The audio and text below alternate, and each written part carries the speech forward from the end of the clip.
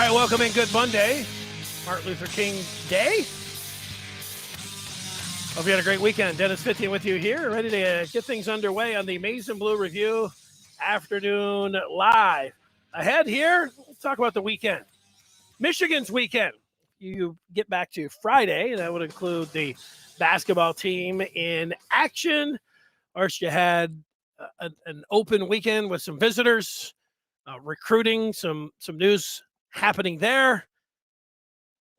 And when it comes to Jim Harbaugh, that is a story that continues to be out there until we get a renegotiate or a new contract or some kind of news there. It's still going to be in this position like, okay, everything's Jim Harbaugh's the coach at Michigan, and he's expected to, sign a new contract and to be the head coach next year. And yet, there's NFL teams that are interested, and that may be likewise. So we'll get to that. Plus the NFL weekend that was super wild card weekend. A lot of the games were super one-sided. And we'll talk about all that and what I pulled from those games. So let's start with the recruiting weekend here, Michigan, for February the 2nd. Now they had a player in, a running back from Dallas, Texas. We'll get to him, and then looking ahead, there's an offer, and then they got a commitment for the 2023 class, and then they lost one for the 2023 class as well. That is a long way off, but a reason. I don't know about a good reason, but there was a reason. Sometimes things in recruiting don't make sense. At least this one, you said, "No, okay, I can kind of understand that." And let's start with the that 2023 class. Michigan was able to get a four-star tight end out of, he's listed out of Virginia here. He was interested in Ohio State, Penn State, Wisconsin, North Carolina, and his name is Andrew Rappleyea. Rappleyea is an outstanding tight end prospect that comes to Michigan, and we know that you look at the tight end room this year with Eric All and June Maker, who's coming back for next year. And, they've got Hansen on the list there, Lewis Hansen, who's, people say nice things about, good things about, seen him at practice. So, the pipeline continues at the tight end position, and that bumps Michigan up to 5, except that one of those commitments has backed out of his commitment. Joel Starling's the 4-star defensive tackle out of Virginia. He decommitted yesterday. And the reason there is that Sean Nua went to USC, the D-line coach, and the guy that was recruiting Starling. So Starling was like, okay, I'm decommitting. So we'll see if there's going to be anything further on Starlings as this plays out. If, he's just scratching Michigan off his list altogether. We'll find out more about that. But for the time being, Michigan for next year is at 4 when they were at 5 for a minute because of the Starlings decommitment and the Rappleyea commitment, the tight end out of from the East Coast. So there it is for 2023. February 2nd is interesting for Michigan in the running back department. You probably have heard the name Andrew Paul.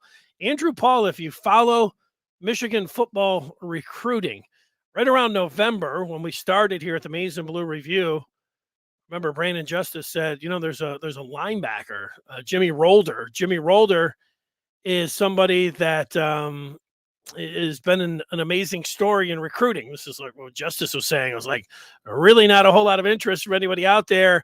And then it picked up steam, and then it just everybody wanted him. And as you know by now, Michigan ultimately was able to get Jimmy Rolder, the linebacker, and sign him. And, he's on the Michigan team. And from what I see from Andrew Paul, he's a 3-star running back out of Dallas, Texas. And if you look back to October, here were the teams that were interested in the running back out of Texas. Texas State, Sam Houston State, and Houston Baptist. That's it.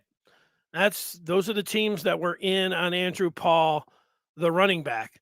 But one of those coaches from whether it was Sam Houston or Houston Baptist was in talking with the coach, and he's like, "Oh, well, what's the deal here with this kid?" And the coach was like, "There's no deal."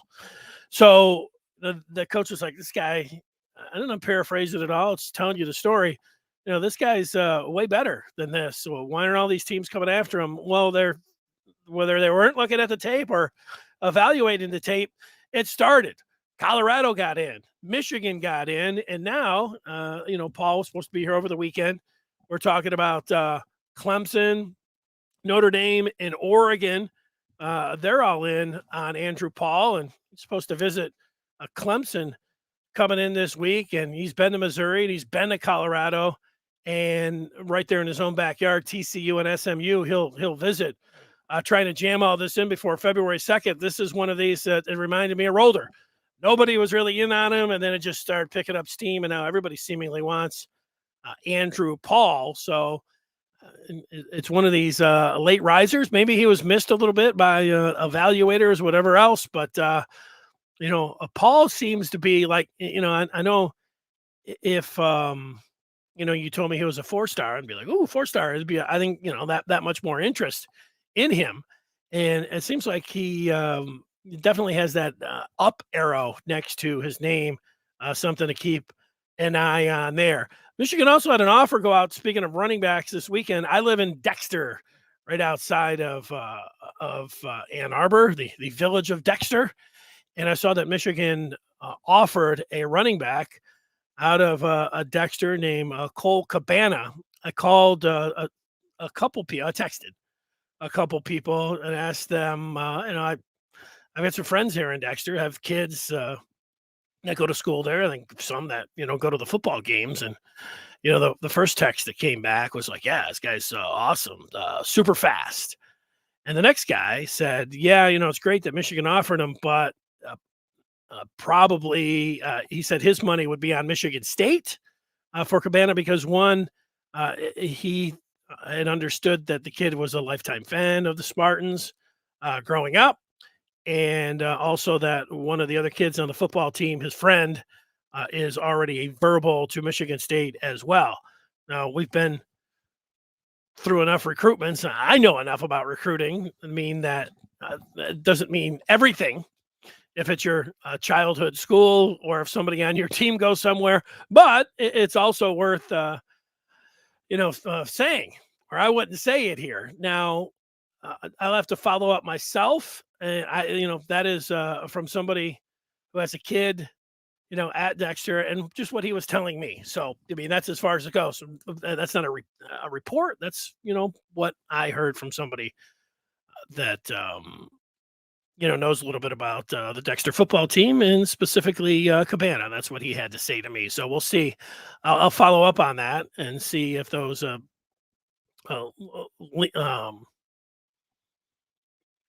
leanings are true, if those statements are or not, but that's what I have right now on the offer from the running back from Dexter, Michigan. Here you are.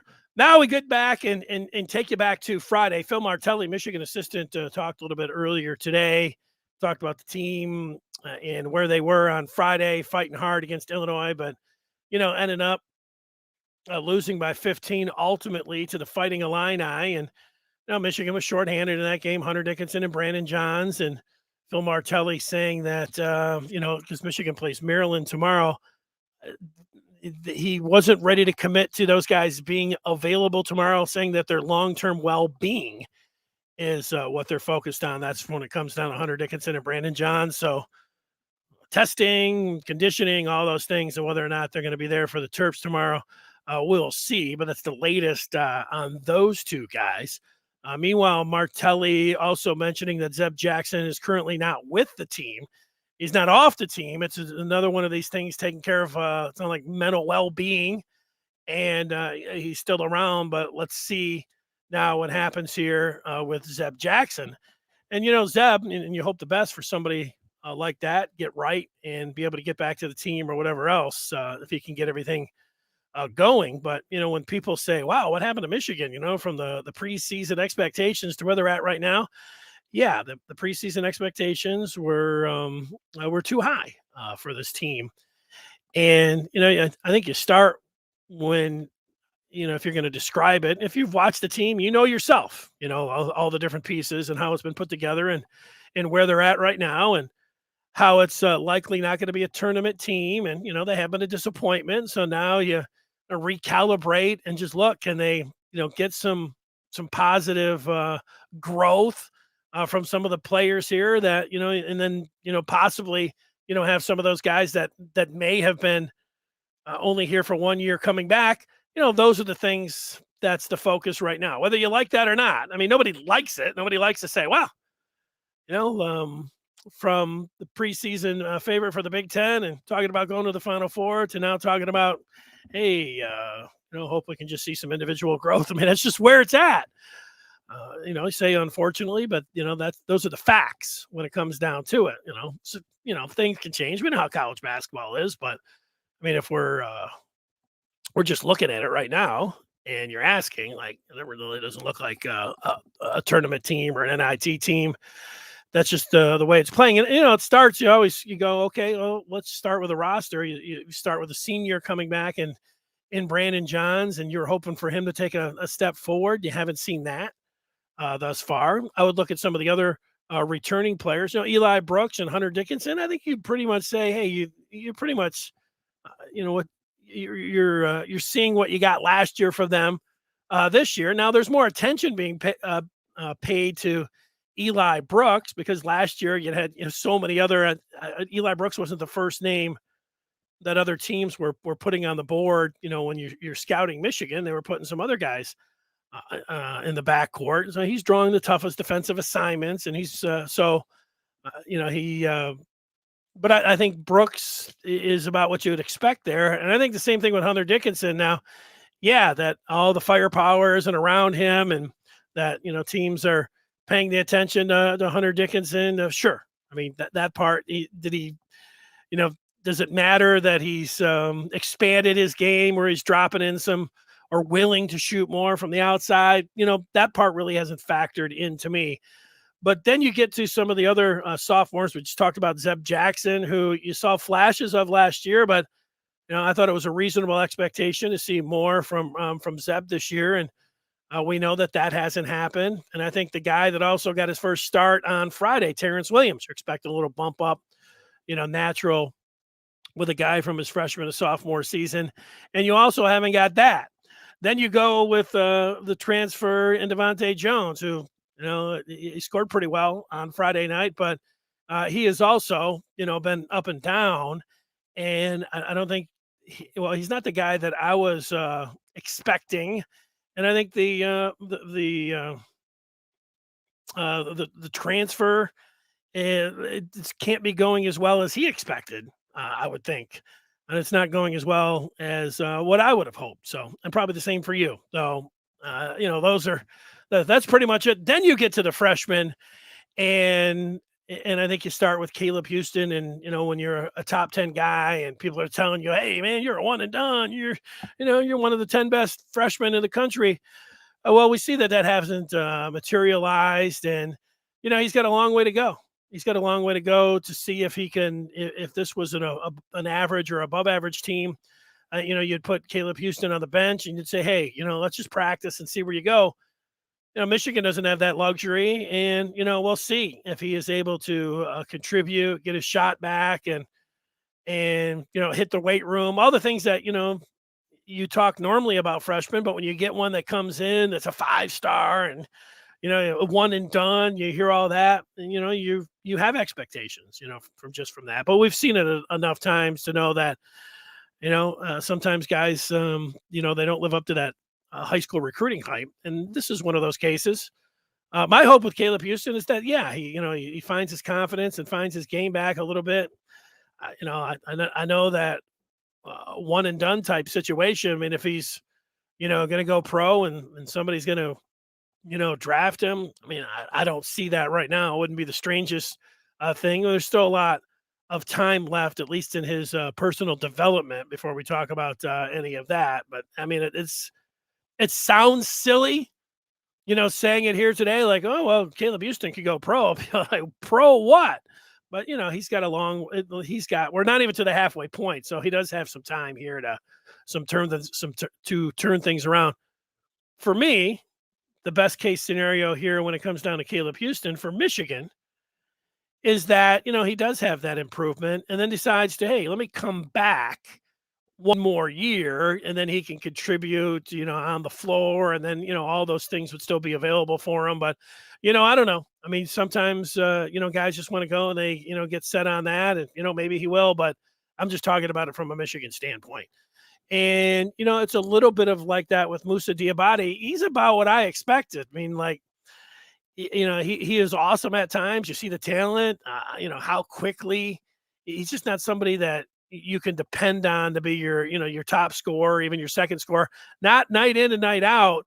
But he's got worlds of talent. You can see it, and I think if you're a Michigan fan, you hope for Diabate. He just keeps progressing, but he'd be another one that maybe he'll go, but maybe he could stay around and actually be a dominant player next year. So I mean, those are the things that at least I'm thinking about when I look at the roster and I'm talking about Michigan. If you have any comments out here, Maize and Blue Review, you can put them on YouTube right now. If you're listening to this via the podcast, you can always find me. You see my Twitter handle on the screen there at Dennis Fithian. My direct messages are open. You'll see a little, if you're not familiar with Twitter, right next up top, there's this little that looks like an envelope. You can just hit that. That gets you to the direct messages. You can send me, whether you're following me, I'm following you, whatever, you can just direct message me there. And I'll respond to anybody and whatever you have to say, critique, question, whatever you want to do there. Those DMs are open for you. And if you are a member of the Maize and Blue Review, the Wolverine Den, the posting board, I always like to hear your suggestions there as well. What you want to see, what you want to hear right now, moving forward, any of it. So check it all out. And yeah, there is a podcast there you can listen to. And I so far, since November 1st, I think I've been here every day at 1:00. So when I say weekdays at 1:00, most of the time I'm here during the week. And yeah, bring on guests and, talk about what's going on with Michigan. And that's what I'm talking about right now. Basketball team does have a game tomorrow against Maryland. We're going to have to wait until 1:00 tomorrow to figure out what kind of team they're going to be able to put on the court. But that's what's up next here for the Wolverines. Now we get into the NFL weekend. I watch a lot of movies, and I'm going to be giving you some of those reviews and things like that, TV shows. But I cut it off, heading into this weekend. I watched Michigan basketball on Friday night. And then, Saturday, I didn't do anything until the 4:30 when the NFL game started. That's Cincy and I was going to call them Oakland, Vegas game. So then 2 games and then 3 games yesterday and then a game tonight. I've been doing nothing but watching the NFL, so I can give you some thoughts on wild card weekend and what I saw and what stood out. And the thing that it comes back to Jim Harbaugh, which is still on a lot of people's minds. I know a lot of people are checking online and, they want to know what's going on with the head coach at Michigan. And I see that a lot of people from the Michigan side, I feel very confident and like, this is all just, don't worry about it. Everything's fine here. Coach is coming back. And, I can understand that. I can understand why people would feel like that after this season, with Harbaugh's kids and, his family living on the same block and, all of those things, staying here, the way he's been operating here. I get that. And, I still feel like, that Jim Harbaugh is going to come back and be the head coach at Michigan. The timing on this thing, I don't know. I thought last week at this time is when I said, hey, I'm going to start getting nervous. I started to get nervous because once it got to, and, last Monday was, the day all the coaches got fired, most of them anyways. And that's when you open it up to say, hey, the report, like everybody knows what the reports are. Harbaugh saying that he had interest and NFL teams saying they had interest. So when you got that, there is that chance. There is that chance. And, maybe Jim just he's got that little scratch and, or he just likes being wooed or he just wants to, whatever you want to call it, kick the tires. He wants to see what level of interest, what teams would actually do for him, what they might offer him, all of that. I mean, all those things could be possible. And, it doesn't hurt to listen. And, the thing with the Raiders is like now The Raiders lost on Saturday. Rich Bisaccia. Do Raider fans want to bring him back? The things that I don't know, like all of that, I think all of you know, and we all agree with. Like, whether you want to make a prediction, say he's coming back for sure, hey, he's going to the NFL. I mean, make your prediction. That's fine. I'd like to know, it'd be interesting to know what Harbaugh thinks of Derek Carr, as a quarterback, what he thinks of Justin Fields as a quarterback. I mean, those are the two most likely landing spots. Not saying that there's not others, that there could be, but those are the two most likely. What does he really think about those QBs? Also, what would he think about trying to go after a Russell Wilson or an Aaron Rodgers? Not in the Bears case, of course. They would never trade him to Chicago, but they would to Vegas. I mean, that's out of conference. There's a possibility there. That's something that he'd be interested in. How much of that is going to be discussed? That and when he does, have a conversation, if he does, with the Raiders in that personnel, and then also talking about control and of course money. I go down all this and I'm saying all this, say that you can feel real confident about Jim Harbaugh coming back, and I feel like that's going to happen. But if you start talking to somebody else, anything can happen at that point. So you put it in recruiting terms, he's a verbal, he's signed and everything, but it's like Jim Harbaugh was an advocate of a one-time transfer. He could be an advocate of, as long as it's out there, then there is a chance. We don't have to, how much of a chance is, go ahead and you can have your guess. We're not in on those meetings right there. Here is a question coming in right off the jump here from KC. Would you be upset if Harbaugh left? It's a great question. I'd be, I don't know, you know what? Upset. I think I would be, if I'm a Michigan fan, I'd be sad for a minute. I'd say, sad because of what, when Harbaugh came in, I can think of all the enthusiasm and the excitement about, hey, he's going to bring Michigan back. And, now Michigan can really get in there. And we knew over the next 6 seasons how that really didn't materialize. And then just what this season felt like. And now after this season, let me see if I'm going to say that.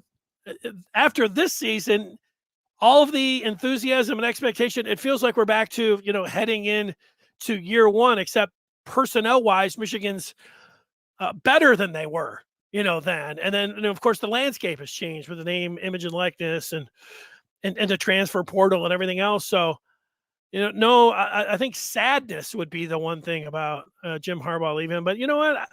Just like I'm not mad. I'm not mad.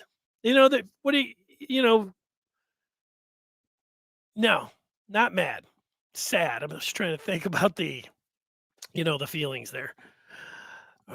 Nobody should be mad or nobody should be upset unless it's just for a brief moment. And then you realize like, hey, if somebody really wants to go somewhere else, they have their reasons. And even though you would never leave Michigan in a million years and you don't like the NFL, you don't like all those things, if a guy makes a decision and wants to do that, you can understand it pretty quickly. Oh, okay. You know what? You don't have to live and recruit 365 days a year. Yeah, it's just about the X's and O's on the field. Yeah, so, I mean, there's a chance. So, KC, I would not be upset. Sad for a little bit, about Michigan. And also, feeling like there is a part with Harbaugh here that if he stays, of course, after last year, you feel like he got some momentum, and it also feels like because he's got the leverage, whatever the situation came down to, and whatever they were talking about with the contract at one point, and he didn't. Last year it was obvious, he didn't have very much say in a lot of things because I don't think he was offering like, hey, go ahead and, take whatever I was making and just cut it in half. Let's make it all incentive based. I don't need the money. We know that didn't happen. He has some power now. And what you're thinking as a Michigan fan is with that power that he has asked questions about, hey, what can Michigan do to be competitive with Ohio State and any other school there in the top five, certainly top five, definitely top 10, about what they can do when it comes down to this name, image, and likeness, and paying money and getting involved, whether you think it's the right thing to do or not, ethically. I mean, it's a bit of a gray area here, and it is the Wild West. It's a tough I think for a lot of people, it's a tough barrier to get through because for forever, Michigan was always like, no, we're going to do everything we can, short of paying the players. We're going to and yet everybody knew that the teams were paying players, everybody. And that, Michigan was saying, no, they weren't going to do that. That's what we think. I think we know. And that whenever anything went wrong, it was a real, I don't know if convenient or it was a reason or it was or an excuse, maybe a little bit of all of those things. You'd say, Michigan's not getting it done. They're great at everything, but they're not paying their players. That's what Ohio State does. That's what Georgia's doing. That's why Michigan can't compete in recruiting because they're not paying the players. Well, now they can. So, I mean, it's the big thing. Like, who knows, how that's going to get resolved and how that is going to play out. What kind of answers, Michigan's going to get there. I'll tell you what, you take 10 Michigan alum, you take 10 Michigan fans, you sit them in a room, you say, hey, are you guys all for, paying these players, whatever, so you can recruit with Georgia and Alabama? What do you think? And the alums are like, nah, if they don't want to come to Michigan, then, let's not, just, hand out wads of cash. We'll find some little things to do, but that's not that important to, what's important is people wanting to be here and be at Michigan. If they want to get paid, let them go somewhere else. People say, what are you talking about? I think like you'd take 10 other fans and they might say that like, hey, then you're never going to be in the top four. You're never going to win a championship if that's your attitude. So I don't know what, I'm not sure that anybody right now knows if Michigan's ready to do that or not. But I can tell you this, if for a second we just had Jim Harbaugh going to the pros, it's going to feel like all those things are not happening. And so, that's where when you ask if, you'd be sad, because there is going to be the feeling like, wow, Michigan is, they are not wanting to play with the big boys here under the new set of rules. What you can do, they're going to kind of stay with it, and that's going to be disappointing to a lot of people. But it's hopefully explaining that the right way to you. Let's see, LTM, Michigan salute everyone. There you go, throwing it out there. A follow up from KC. It's not against the rules to pay players. What is Michigan's holdup? Well, the one thing is you're right. It's not, but it's new this year. And the approach could be whatever it's going to be. Let's say, there's the quarterback out of Detroit, Dante Moore, like, the Alabama quarterback, Young. It's like, hey, he's getting $1 million. If Michigan comes out publicly and says, yeah, we'll give, Dante Moore, however it gets out there publicly, that he's going to get $1 million. Well, then JJ McCarthy, who's on the team right now, say, where's my mill? And, then you're coming in and your Kate McNamara is like, I want $1 million. And anybody that's on the team is like, wait a second, where's my 100,000? Like everybody's going to want to know where their money is. So how they present it, that's the holdup. The presentation of how you're getting compensated is tricky. And it's not as tricky, if you were to, let's just say, I don't know, let's just say you're Georgia and Georgia had a lot of different ways in gray areas that they were getting compensation of players through, uncles or pastors. And, these are the things that it appears that how that part of the game, the old NLI was working. They have long established, the way that it's going. And, no, they weren't coming out right out. And Georgia wasn't saying, yeah, we're hooking up anybody that wants to be hooked up. They did it under the table. And, that's might be the way that it's working right now. So I don't know. That's, to me, when you say the hold up, how they present that, how they want to approach that, how much, they want to get after that when it comes to name, image, and likeness. I mean, all of those things, are going to be the number one topic in the offseason here. It's already. I mean, it's been number one. It continues to be the number one topic, and that's not changing anytime soon. We don't have a great set of rules. It was only year one. It is when people can, when you hear people say, "Oh, it's a wild west right now." Well, yeah, Wild West, because you could just get out there and let's go. Saddle up, bring your 6-shooter, and let's get out there. Yeah. Cool saying schools will have to deal with that. That's right. We're going to have to deal with that and how that works. So, yeah, just going back. You're just joining in here. Excuse me. Yeah, with Harbaugh, I feel good about him coming back. I think that he is coming back.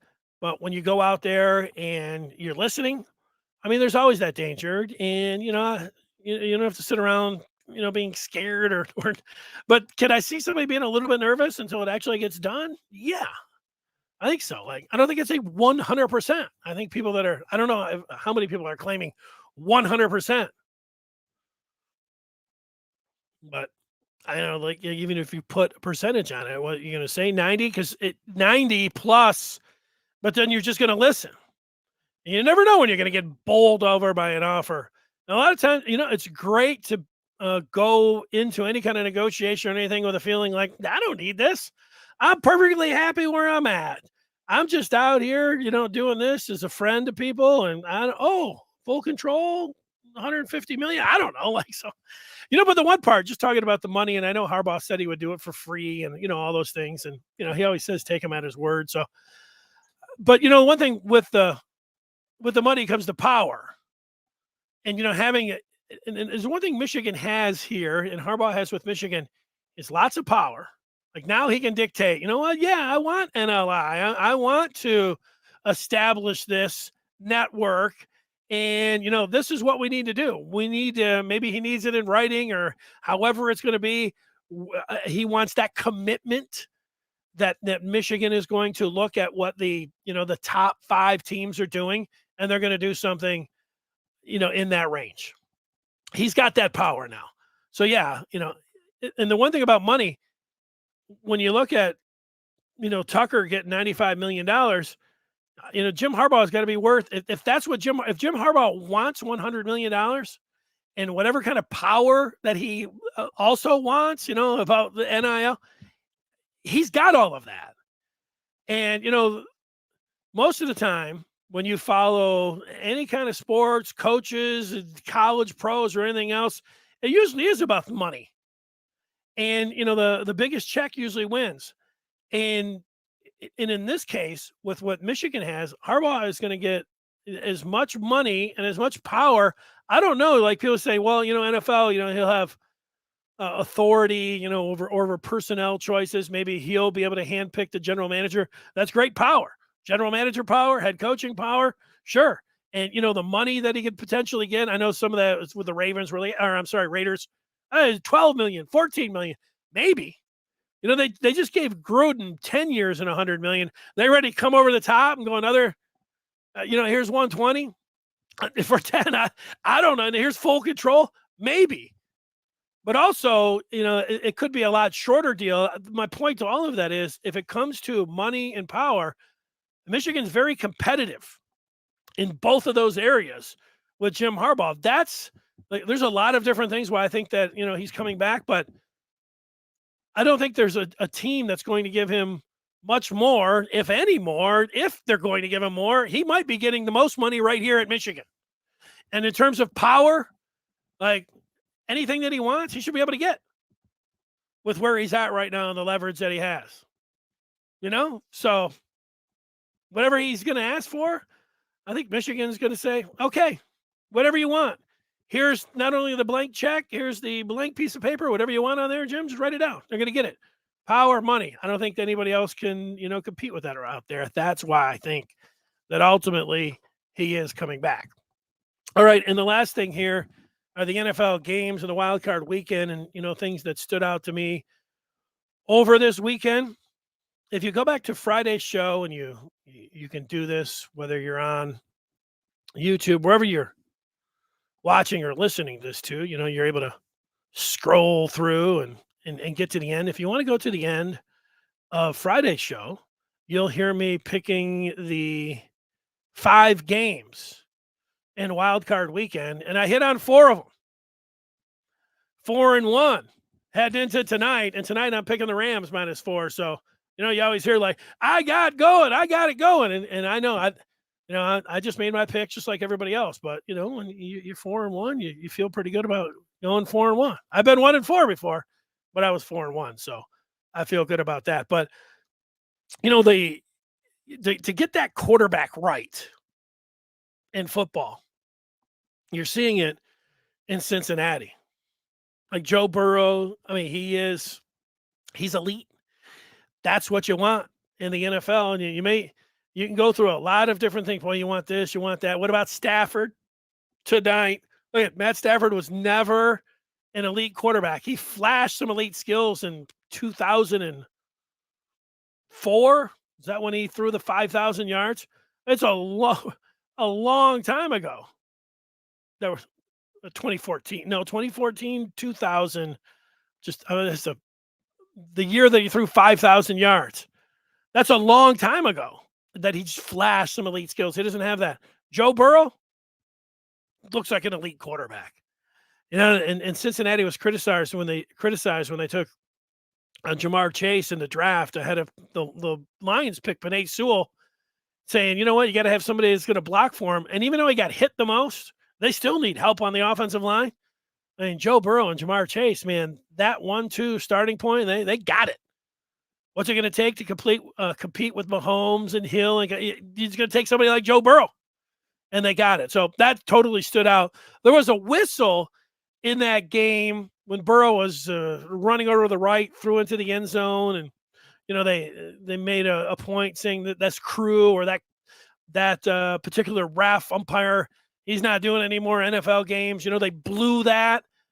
They may have blown it towards the letter of the law, but that's also one of those things.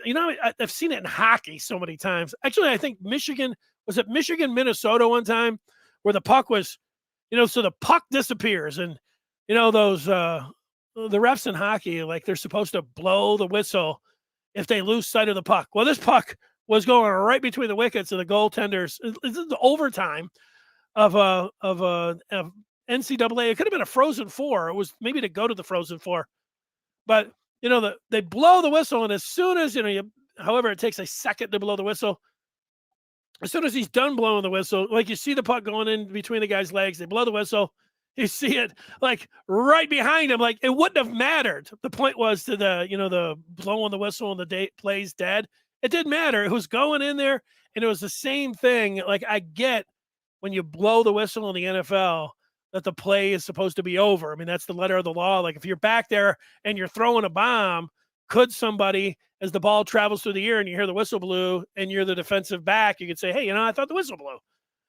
Even though you should play it all the way through. That's what happened in that throw. I mean, it took like 1 second to get to the receiver. The whistle blows while the ball's in the air. And then as soon as it stops, it's like, boop, the guy collects it right there. Touchdown. It wouldn't have mattered is the point there. So even though the letter of the law was wrong, it wasn't affecting anything. I don't think that the Raiders got screwed or anything like that. I know there's a lot of talk about because the games were so lopsided and you have to fill up so much air when there's so many different NFL shows, whatever it is, radio shows, everything else. You're going to have to talk about the controversy and the refs, are front and center here. And you really only had, to come out and say, you know what, the Bills, the Bucks, and the Chiefs, those they crushed it. Those teams are awesome. It's true, but you got a lot more time to fill than that. So then you go to that Cowboys game, the Cowboys 49ers game, and you go to the very end, and Dallas fans really don't have much to complain about. The final play there where the referee got in, was trying to work his way around Dak Prescott to touch the ball, which he has to do. I didn't see that as a bad move on the referee. I thought that was on the QB. The QB. Now, if the QB handed it to him and he dropped it or he kicked it or something, that would have been one thing. But, I don't think they screwed that up. Now, when they faked the punt and then they tried to run all the personnel off and then tried to get the 49ers to use a timeout and they ran everybody back on, and the referee was holding the ball under 1 second. They got out of the way, and then they got whistled for a delay of game. You got to figure out a better way to do that if you're an official.